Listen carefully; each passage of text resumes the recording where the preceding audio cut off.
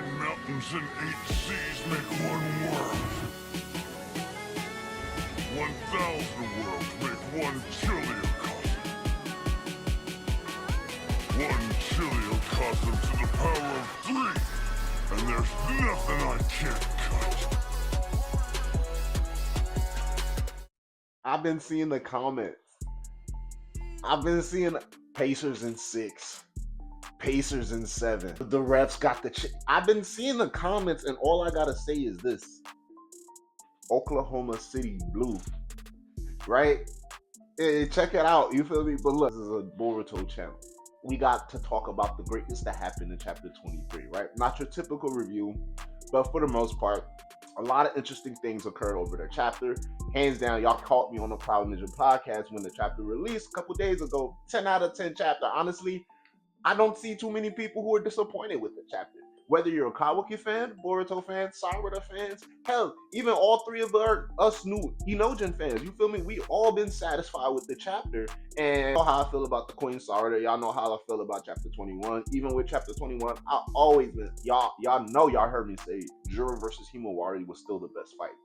Now, hands down, without a shadow of a doubt, one, it fully counts as a loss on Boruto's end. Jura won the fight. Now, a whole new sequence is about to begin with my guy Kawaki pulling up at the end. But Jura versus Boruto is the best fight. And chapter 23 is the best chapter solely due to the fact that everything presented into the chapter is like something I can't complain, like something I would ask for, like action, plot progression, dialogue, climactic battles, and intense and climactic cliffhangers, right? So everything occurred within those categories. And honestly, chapter 23 was the most well-balanced chapter. All in all, I'm talking about like information from Kashin Koji, seeing how the 10 directions work in person, from the battles, like I said, the big blast that Jura's going on, and then the taijutsu manifesto, like amazing show that Boruto is putting on for us with his sword, showing us his true talent with the flying Raijin. So all of that,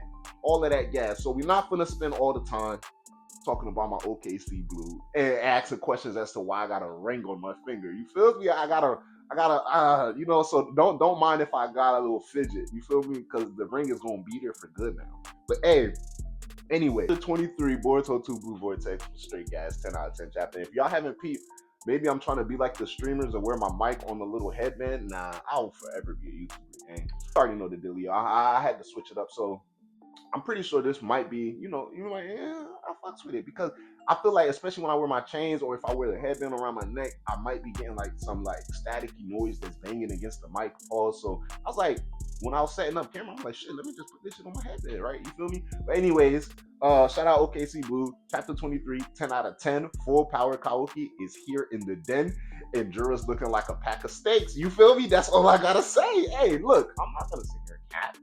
I don't like the man Kawaki. Y'all know I don't like the man Kawaki. But I ain't gonna sit here and act like the new drip ain't nice. You feel me? I'm rocking with the headband on the belt. And then I told y'all, we never seen him have a human size, like a full body size rod before. We never seen him really manipulate the sizes of these chakra rods that he summoned. We've only seen him summon them from his eye and summon multiple of them at tremendous speeds. But now we're seeing him able to use his hands to summon them. He's able to do things without even activating his freaking Karma Seal or his Dojutsu Eye. In the past, Kawaki would have to activate his eye just to simply shrink himself. Now we see him shrinking himself on top of Jura's head soon as Jura is going for attack, and he's popping up randomly at different spots, kind of mimicking the same moves that Kawaki did against Jura when they first encountered each other, but Jura somehow got the drop on him still and put this man in a lullaby in simply 2 hits. But hands down, 10 out of 10 from beginning to end. So the chapter opens up just how chapter 22 ends off. And I feel like if y'all haven't done this, go back and read 22 and continuity with 23. Just read them back to back, and it has a much better flow for the chapter. And honestly, I feel like it made me appreciate chapter 23 that much more, and also appreciate the fight between Boruto and Jura was boxing. They was boxing. Like, we thought they was boxing in 22. Once you read through 22 and then jump into 23 and just see how the fight flows and how Jura slowly picks up the pace with every single battle sequence that they have, it's like they box, stop, talk, box, stop talk, exchange blows, stop talk, and every time Jura amps up the heat every single time, and Boruto is forced to think and have pressure placed on him, you know, mentally thinking about how he can get the one up on Jura. If Jura is being affected by his regular Rasengan, how the effect is Jura able to basically nullify the effects of the Uzuhiko, right? Purple lightning isn't working, right? And then Boruto just comes out flat out to the conclusion by the end of the chapter. This dude outmatches me in strength. Simply put, he's stronger than me, right? And Boruto is able to showcase that his speed is up to par. His speed isn't something that he's outclassed in, right? Hell, he can even nag off a few hits on Jura, but they're not effective, right? They're not doing anything to him. And Jura is showing this time and time again with his calm demeanor and keeping his composure and poise, right? So once Kawaki pulls up to the battlefield, small exchange with Jura, and it immediately goes into his Karma 2 state. Now, is Kawaki fully unlimited? I don't see Amato just releasing 75% of the limiters and saying, hey, go out on a life or death battle when you know for a fact I've been doing everything and anything within the last like 15, 20 plus years just to bring my daughter back. I'm this close. I'm not going to mess it up. So no, Kawaki is, if anything, if he's not 100% at Ishiki's power, he's beyond that. I don't see Amato stopping short for any reason, right? Having any type of need for Kawaki to go back for maintenance, right? So I want to see how things play out, and the fact that he hasn't even used his dojutsu and he just activated Karma version 1 lets us know Kawaki ain't as giddy, or maybe for the fact that his power is up to par, because previous chapters we've been seeing this Kawaki character not hesitate to activate all 8 spokes of his dojutsu, not hesitate to turn on the Karma Seal to blast the brains off of a Clawgon, right? A fodder villain. And now we see Kawaki doing certain things in base, which is actually kind of crazy, but then also should let you know how much of a boss and how much of a badass Boruto is, because he did all of this entire fight in base without even accessing or touching an ounce of his Karma Seal, right? Utilizing the natural gifts that he was given and granted for having an Otsutsuki body, right? He can fly, he can utilize the flying Raijin, right? Has those 2 abilities, I think, from his Otsutsufication.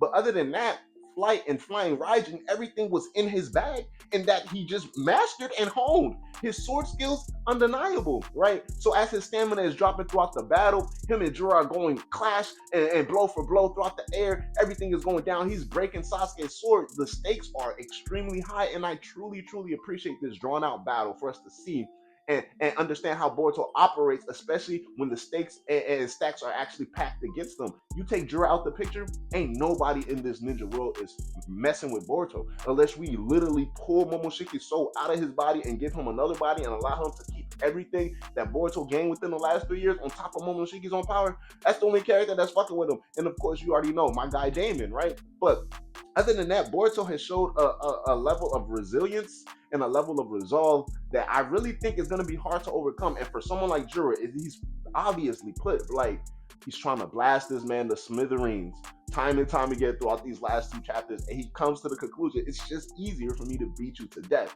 So in a sense, you can say he's holding back, but I believe truly with all his heart, Jura is trying to kill Boruto, and Boruto is really making it difficult for Jura to get this kill off. Now, at the end of the fight, obviously, as I stated, Boruto lost the fight, Jura won.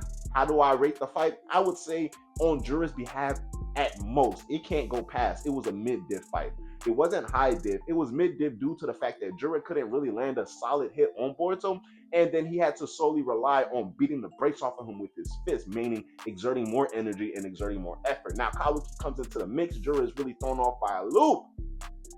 It's about to get crazy. Now, let's just talk about the nitty and gritty, right? Because the fight was great. We see the power ups between both, and now we understand Kawaki versus Jura is about to go full throttle in chapter 24. So I'm really looking forward to see how Kawaki plays his cards, if he's going to activate his dojutsu next chapter, if he might pull out the horn next chapter, and then most importantly, how is Boruto about to react? Will his Karma Seal completely go haywire as we see at the end of the chapter? Dude's grabbing his wrist, right? And then he's still telling Kawaki, go all out. It don't matter. Don't worry about me, my guy. We're going to be able to handle it. So I'm calling it right now, chapter 24, verse 15, 20 pages, Kawaki versus Jura. The last 15 to 20 pages, Kawaki and Boruto versus this guy, Jura. So I'm really looking forward to it. But now to the nitty and gritty. My guy, Kashin Koji. He didn't foresee this future happening. You already know. Ada's out there in the cut freaking out. She's like, yo, I can't watch this anymore. My guy Boruto's about to bite the dust. You feel me? Konohamaru and Mitsuki are rendezvousing and meeting up and understanding how things are going down. They're going over the plans. Mitsuki just defeated all of these claw grinds, and Konohamaru's like, Boruto knows what he's doing, and for the most part, we're put in a position where we have no choice but to simply trust him and hope he has a plan. So let's go back and rendezvous at the original starting point of our mission. And what do they find at that mission? At that mission starting point, because Mitsuki's looking around, maybe Boruto might have a teleportation tool here that he's planning to teleport to. No. They find, lo and behold, the wife of Black Uchiha 3, the one and only Big Delta, you feel me, flying high and by. And she's like, yeah, I see Salvador, you feel me, I see Konohamaru, I see Mitsuki. Everybody's here, everybody looks good and great. So, Kashin Koji flat out says, within the last few days, Boruto must have relayed some type of information. And we see how the powers work, how the 10 directions updates, and Kashin Koji said, it's been 6 days since the last update, so it's autonomous. He can't control it, and things happen according to the many possible futures that he sees. But if a singularity, like in Boruto's case, provides information to someone in the future that allows them to act in a different way than how they would have acted in these possible futures, it's gonna change the future and automatically reset everything. And then we see it.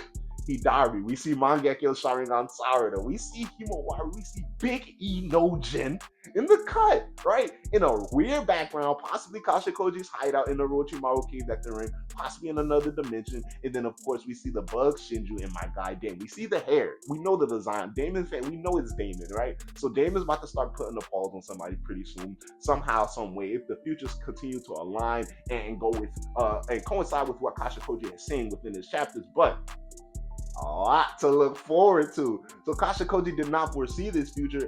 Basically saying, in most futures, and all the futures and all the times Kashin Koji mentioned in the past, Boruto's dying by Jura's hand, it's always been a 1v1. And it makes sense because especially since the estranged ending of their relationship in part 1, Kawaki and Boruto, it's going to be hard to imagine them in a perfect scenario where they fight together all willfully. You know what I'm saying? So now Boruto broke that trend and defied fate and actually provided a possible future path where him and Kawaki somehow, some way fight against Jura together. Now, in Kashin Koji's eyes, and we can even date this back to the flashbacks when he's telling Boruto about how he has to treat Kawaki, and Boruto's like, bro, it don't matter what you've seen and how many futures you see it in. I'm not gonna kill Kawaki. I'm gonna just punch some sense into him. And Kashin Koji was very silent about that line from Boruto, right? He was very silent, and now we see here he never calculated in the possibility of Boruto and Kawaki working hand in hand. So it's just a matter of like where they go from this step. And obviously, I'm of the belief this is not about to be the end of Jura. Jura is going to have some more shiny moments. The fight is going to be great.